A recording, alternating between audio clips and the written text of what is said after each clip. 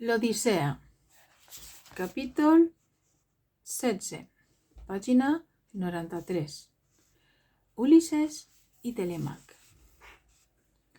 Ulises va acudir a la cabana d'Èmeu, el seu lleial porquerol, i esperar l'arribada de Telèmac. El porquerol el va acollir bondadosament, ja que, per molt miserables que semblaren, no tenia per costum menysprear els forasters. Així fou com Ulises pogué comprovar l'admirable fidelitat que li guardava el porquerol, el qual va parlar del seu amo, tot lamentant la seva mort i la guerra de Troia, i planyent-li a l'hora de la presència d'uns pretendents insolents que dilapidaven els seus béns. Durant 2 dies, Ulises va gaudir de la humil hospitalitat del porquerol Èmeu, el qual li va oferir menjar i un lloc on dormir. Mentrestant, seguint el consell d'Atena, Telèmac retornava cap a Ítaca. Els pretendents més agosarats li tenien preparada una emboscada per a matar-lo, de manera que la deessa va aconsellar Telèmac que abans d'arribar al port abandonara la nau i buscara refugi a la cabana d'Èmeu. Telèmac ho va fer així, i després de 3 dies de viatge, a trenc d'alba, mentre Ulises i el porquerol es preparaven d'esmorzar dins de la cabana, el fill de l'heroi per fi hi va arribar. Ben sorprès, el porquerol, de tant com se l'estimava, el va rebre com el pare que acull un fill que acabava de retornar de terres llunyanes.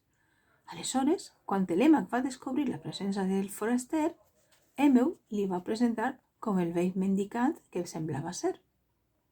Per la seva part, Telèmac digué al vell mendicant: «Jo sóc Telèmac, fill d'Ulises, el que va partir a Troia després d'haver-me engendrat fa més de 20 anys».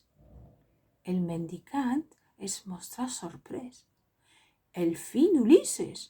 He sentit parlar molt del teu pare, però digues què se n'ha fet». «Tan sols els déus ho saben, això», contestà Telèmac.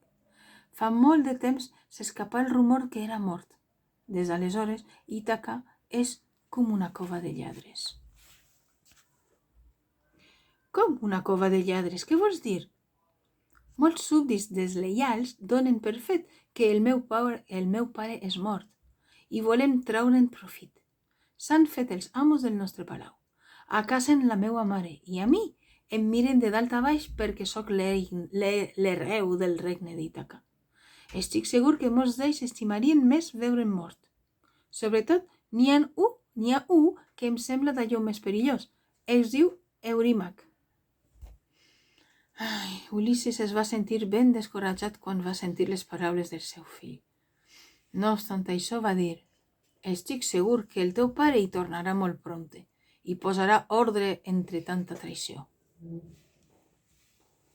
Telèmac deixà anar un sospir i apessurat murmurà: «Durant anys he pregat pel seu retorn i el meu cor ha plorat làgrimes de sang esperant la seva arribada. Fins i tot he rebut consells dels déus i he viatjat a Pilos i a Esparta en cerca seua. Però dels meus intents per trobar-ho no me n'he tret més res en clar. Ni a Pilos ni a Esparta no en sabien res». «I per què has vingut ací?» «La deessa Atena m'aconsellà que tornara ràpidament a Ítaca. No em digué el motiu, però em va advertir d'una emboscada que els traïdors em tenien preparada a l'entrada del port. Per allunyar-me del perill, em va dir que abandonara la nau abans d'arribar-hi i que buscara refugi ací».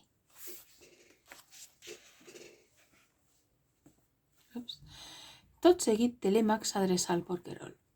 «Benvolgut Èmeu, ves al palau i d'amagat digues a la mare que em trobe bé i que molt prompte em reuniré amb ella».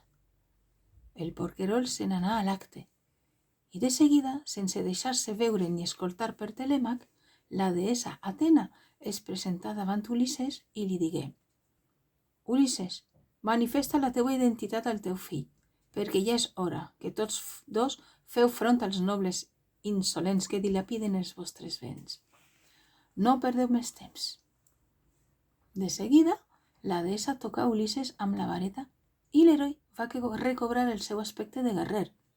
Tot d'una li van créixer els cabells i la barba, se li van allisar les galtes i tota la seva pell sembla encara més morena i rejovenida. Alhora, la deessa li ha canviat les robes esgarrades per una túnica i un mantell ben lluents. A continuació, va desaparèixer. Bocabadat, Telèmac reculà uns passos i digué: «Foraster, el teu aspecte ha canviat de sobte. Sense dubte ets un déu. Per això et demane que tingues clemència de nosaltres». «No sóc cap déu», li va contestar Ulisses. «Soc el teu pare, per qui tant has plorat i tant has patit». Telèmac no s'ho podia creure. «No!», exclamà. «No ets un déu, ets un dimoni que m'ha embruixat». «No, Telèmac, no esperaves l'arribada d'Ulisses. Cap altre Ulisses hi vendrà, perquè Ulisses sóc jo. La deessa Atena m'ha fet costat i m'ha ajudat a arribar. I, tot seguit, els seus desitjos i consells, que són els dels déus». Havent parlat així, Telèmac va sentir molt a dins del seu cor que aquelles paraules eren sinceres i es llançà al coll del seu pare en una abraçada que podria haver estat eterna. Tots dos, plens de goig, van vessar un mateix riu de llàgrimes mentre l'un i l'altre es mostraven l'estima que el pas dels anys no havia fet més que acréixer. «Per fi ets ací, pare, però digues, com hi has arribat? En quina nau has vingut?» «M'han dut els feacis, després d'haver patit moltes calamitats, de les quals ja et parlaré en el seu moment. Ara, però, no tenim temps que perdre. La deessa Atena també m'ha parlat del perill que corre la nostra família. Digues quants pretenents traïdors acasen la teua mare i dilapiden els nostres béns. Així sabré si tots dos sols els podrem fer front». «Sempre he sentit parlar de la teua gran fama com a guerrer», contesta Telèmac, «però no crec que nosaltres dos poguérem enfrontar-nos a tots. En són més de 100 i ens caldrien bons aliats per a vencer-los».